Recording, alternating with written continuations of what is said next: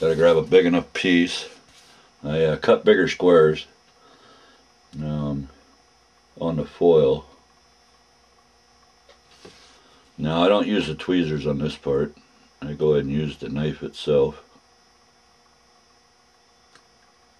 just to help guide it a little bit. You don't want to jab into it. You want to hold it like flat with the body, if not a little above. And I always try to do the tops. Try to get them squared, because it's less noticeable cuts, I've noticed. So there's that. Let's go ahead and let's burnish it down a little.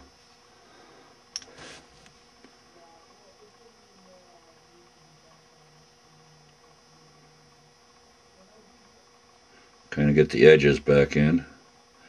Plus it gives you an area to cut,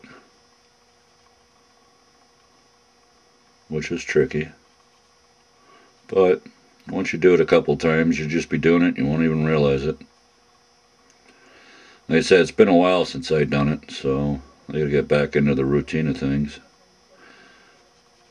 And go ahead and run your toothpick across the lens itself so you can get the pattern that it has.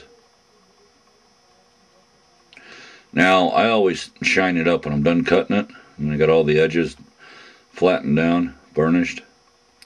I always go across it with a Q-tip. The shinier it is, the better the marker light's going to look. So let's go ahead and cut this out.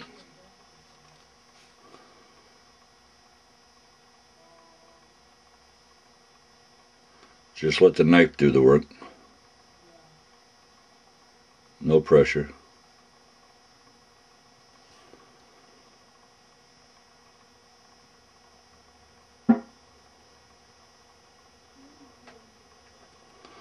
Make sure you cut a little corner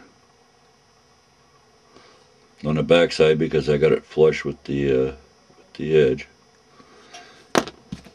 And then same thing, pull towards you a little bit and then lift up. And that's what it should look like when you take the foil off. Now we need to put the edges back down, because you always lift it just a little bit in the corner. The foil is actually stronger than you think, even though it isn't, but it is. Just one of those things.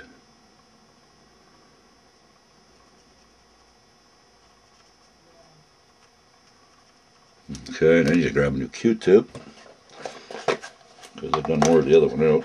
They don't last long, but they work. Now you want to burnish it, make it shiny.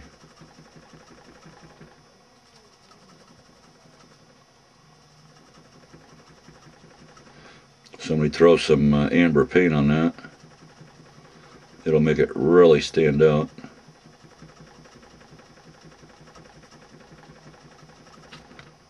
And there it is. Nice and shiny. Alright, let's go. Door handle should be dry. Let's go ahead and do one of those so you get the idea.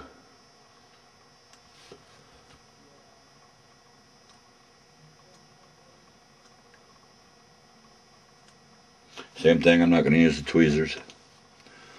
So what you want to do is try to line it up like so.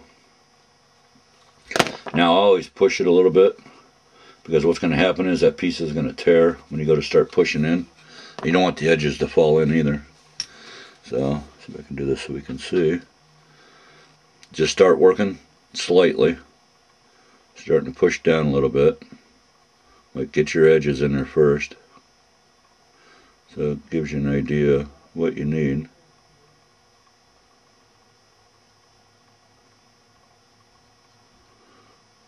This, I'm working it in. I'm stretching it as it's going in. And there it goes. It's starting to cut, so that's fine. Didn't cut as bad as I thought it would. And let's go ahead and get the door handle in so we can see that.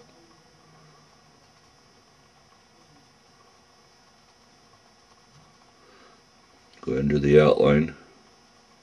There's a lot smaller area to be cutting, so the detail is like pretty light, so cut carefully. Oh, you know, be careful too.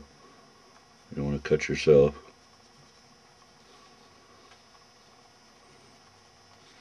There it is with the piece torn, but the edges are burnished, and now it looks like it's just foil. Pretty much. Looks it to me. I mean, there's a little shadow there underneath the handle, but with the car setting, actually gonna look pretty good. Let's get a close up here.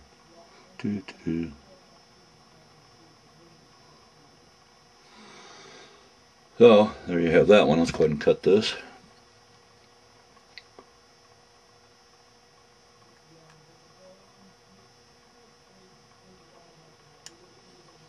This one's not squared, it's rounded on the end, so I got to cut past and then around the corner. Same with this top one here.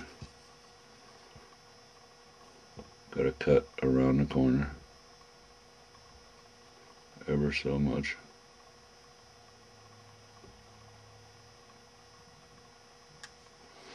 Okay, let's see what it looks like. If it looks a little better. Pull back, lift.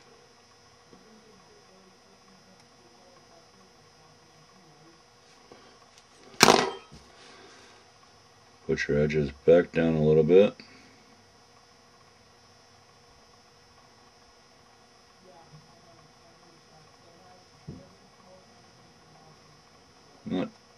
Not too bad. Not my best one, but like I said, it's been a while since I've been doing it. So okay, and there's the handle. There's that side anyway. And there's the marker light. So there we have it.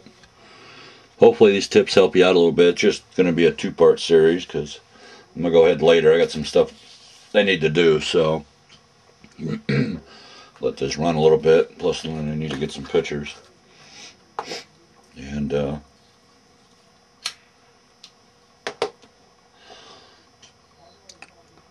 hopefully, you know, help some people out.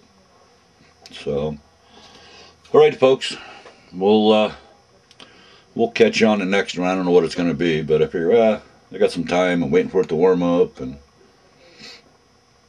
see how it looks. See what's planned next. I have no clue. I'm just glad to spend some time on here. I suppose the next video I'll probably I'll show you how to make a template of the back window. And then I use projector paper, which is clear, really thin. So it's really nice. And I use index cards to you know, make my pattern. But we'll show you how to do that one on the next one there. So okay, I guess on that note, catch you on